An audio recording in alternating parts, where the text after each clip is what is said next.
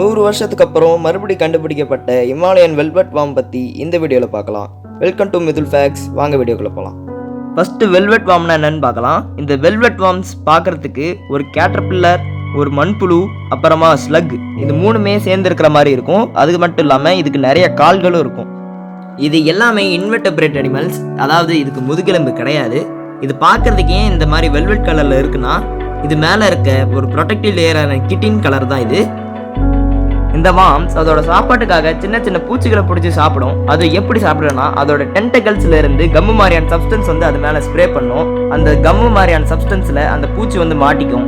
அதுக்கப்புறமா அதுலேருந்து மூவ் பண்ண முடியாது. அதுக்கப்புறமா அந்த வார்ம்ஸ் அந்த பூச்சியை பிடிச்சி சாப்பிடும். இப்போ அப்படியே இமாலயன் வெல்வெட் வார்ம் பக்கம் வந்தோம்னா, இது 1913 ஃபர்ஸ்ட் டைம் கண்டுபிடிச்சாங்க.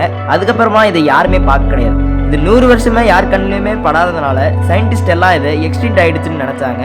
ஆனால் இந்த வருஷம் ஏப்ரல் 4ஆம் தேதி இது மறுபடியும் இமாலயன் ரீஜனில் கண்டுபிடிச்சிருக்காங்க.